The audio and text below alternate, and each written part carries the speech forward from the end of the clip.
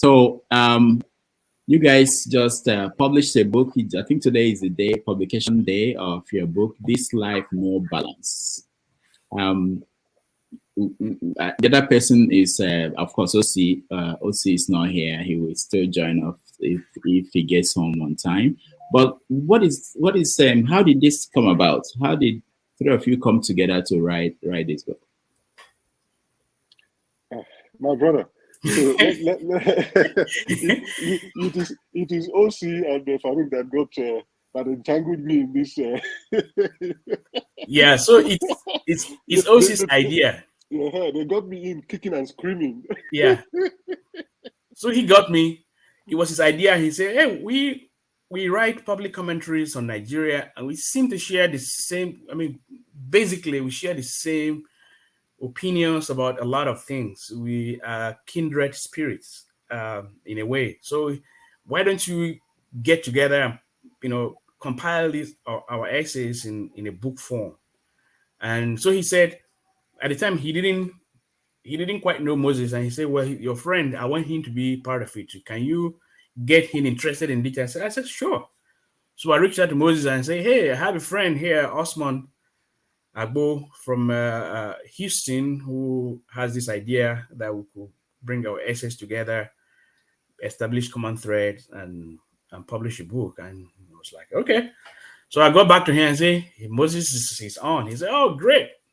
We have a great idea." So that's how that came about.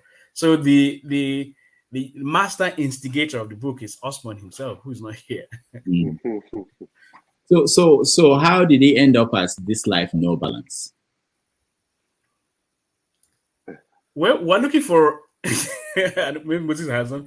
We're looking for a catchphrase, a mantra, an expression that resonates with Nigerians. One that captures the essence of the collectivity of our essays, and we bounce around a whole bunch of phrases because we want to be folksy, we want to be relatable, we want to capture the spirit of Nigeria. And we saw that this life no balance is an expression that that carries the weight, one of Nigeria's dysfunction, continuing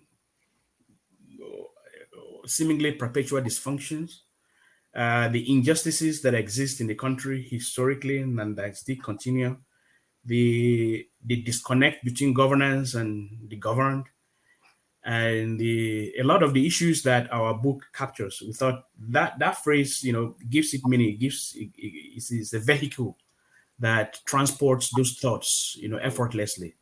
And so we had other alternatives. I don't remember. Maybe Moses is going to remember. We voted on this to say, well, that this captures it. That's it. It hits the nail on the head. Yes. No. Farooq is absolutely right. And we thought, this life no balance. And we thought as Nigerians, we can also personally relate to this catchphrase as well, because in truth, this life truly no balance on many levels. Many levels. So we thought this was just perfect. And the other thing is that this phrase, this title, has a lot of interpretive possibilities. You can interpret it in multiple ways to apply to so many different situations, both personal situations and official situations, political situations, social situations, and so on and so forth. And I think the title speaks to the fundamental philosophical unfairness of life. If you think about Nigeria as a country, the people who deserve to be given prominence, the people whose intellect deserve to be harnessed for the purpose of nation building, often get marginalized, get abused, get frustrated, and sometimes get run out of the country because they can no longer put up with the dysfunction. So they are run out of the country literally. And then the people who do not deserve, by virtue of their morality, their faulty morality and ethics, but also by virtue of their incompetence and their lacking of requisite qualifications, are the ones who are given prominence and are patronized and are elevated to influential and consequential positions of authority and of influence.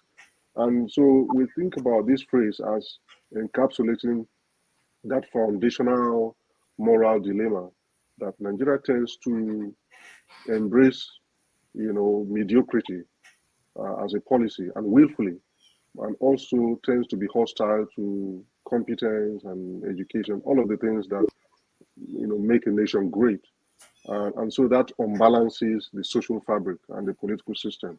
So the fundamental lack of balance, it's skewed in the wrong direction. Nigeria is skewed in the wrong direction.